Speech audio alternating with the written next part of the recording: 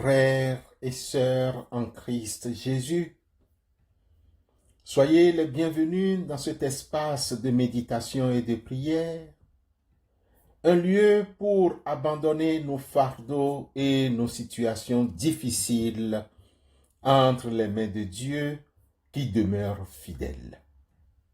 Ce matin, nous abordons un sujet crucial, le piège de l'orgueil et la vraie prière, en nous appuyant sur le psaume 10, verset 4.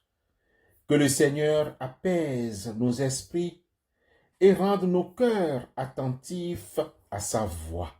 Amen.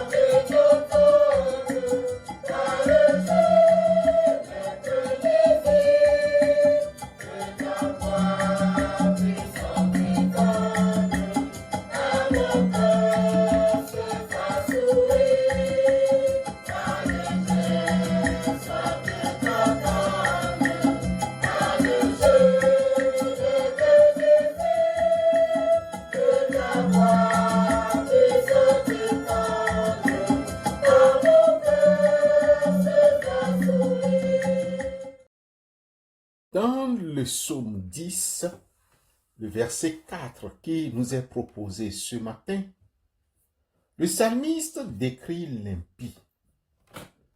Dans son orgueil, il ne cherche pas Dieu.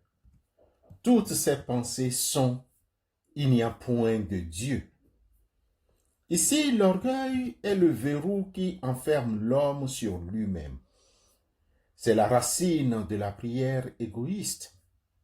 Le méchant dit avec arrogance, il ne punit pas. Il n'y a point de Dieu. Voilà toutes ses pensées. Psaume 10, verset 4. Souvent, bien-aimés frères et sœurs, nos prières, nos pensées ressemblent à une liste de courses adressée à un serviteur céleste plutôt qu'à une communion avec le Créateur. Nous prions pour que nos projets réussissent, pour que notre confort soit préservé ou pour que nos caprices soient exaucés, tout en oubliant de rechercher la volonté de Dieu. C'est là que nous tombons dans le piège. Nous voulons que Dieu devienne le garant de nos désirs au lieu d'être le centre de notre vie. Pourtant, dans le psaume 34, le verset 16, il est écrit « L'Éternel tourne sa face contre les méchants pour retrancher de la terre leurs souvenirs. » Psaume 34, verset 16. Dans ses propres expériences, le psalmiste nous rappelle une vérité fondamentale. Les yeux de l'Éternel sont sur les justes et ses oreilles sont attentives à leurs cris. Ainsi, l'Éternel est près de ceux qui ont le cœur brisé et il sauve ceux qui ont l'esprit dans l'abattement. Psaume 34, verset 18.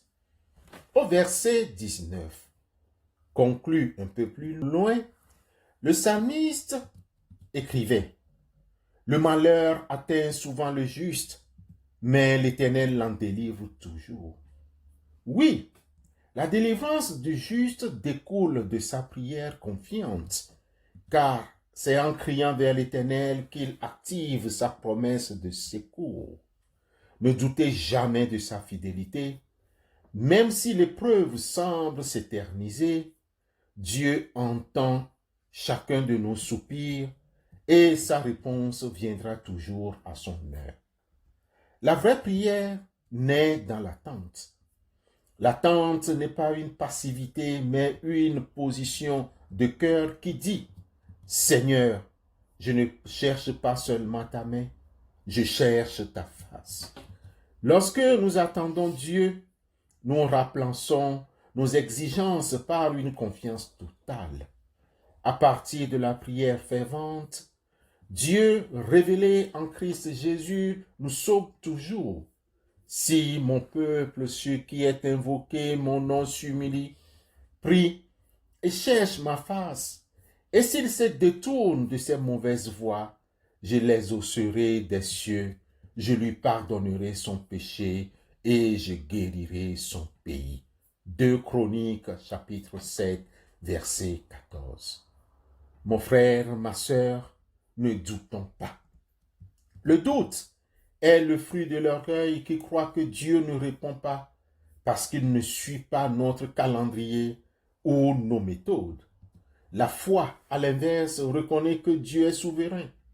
Si nous prions avec un cœur pur, en cherchant sa justice plutôt que notre propre satisfaction, nous découvrons que Dieu est toujours là.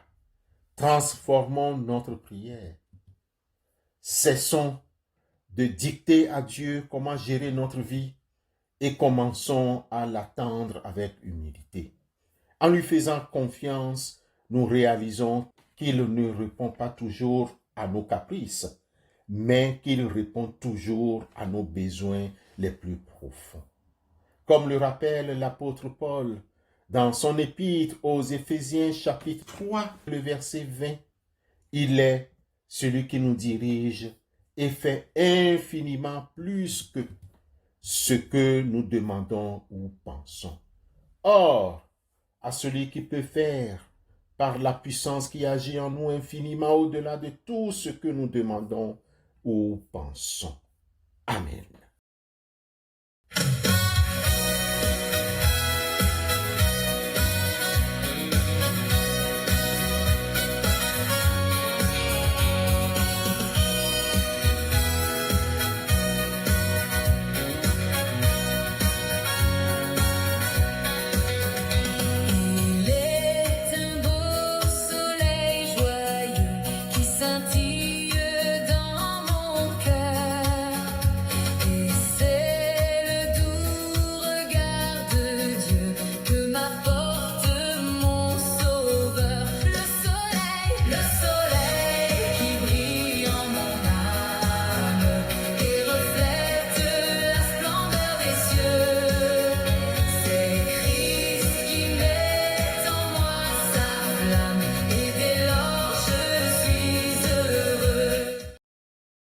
Seigneur Dieu, Père Tout-Puissant, nous voici devant toi ce matin assoiffés de ta présence. Nous te prions de renouveler notre vie spirituelle et d'accorder à chaque membre de nos communautés virtuelles et physiques la grâce d'une véritable croissance en Christ. Seigneur, affermis notre vie de prière, d'écoute et notre volonté réelle à appliquer ta parole. Accorde-nous de prier avec ferveur, non par habitude ou par obligation, mais avec un cœur brûlant d'amour pour toi et pour notre prochain. Que nos moments de solitude avec toi soient des rendez-vous divins où nous cherchons ta face avant de chercher ta main. Éloigne de nous toute tiédeur spirituelle et fais de nous des veilleurs persévérants, ancrés dans la foi. Seigneur, guide nos pas sur le chemin de la vérité. Donne-nous la force d'agir avec droiture dans toutes nos voies. Que notre intégrité, notre justice et notre honnêteté soient le reflet de ta sainteté, que ce soit dans nos familles, notre travail ou notre vie communautaire. Délivre-nous du piège de l'orgueil et du double langage. afin que nos vies témoignent de la vérité de l'Évangile. Seigneur, fais de nous des artisans de paix. Ouvre nos yeux et nos cœurs pour que nous participions activement à l'œuvre de paix et de réconciliation que tu veux accomplir dans nos différentes familles. Là où il y a des divisions, des blessures ou des malentendus, fais de nous des ponts et non des murs. Utilise chaque membre comme un instrument de ton unité pour guérir et restaurer ce qui est brisé autour de nous. Nous remettons notre croissance entre tes mains. Ô Dieu fidèle, convaincu que tu feras infiniment plus que ce que nous osons espérer. Au nom de Jésus-Christ, notre Seigneur et Sauveur, nous te prions. Amen.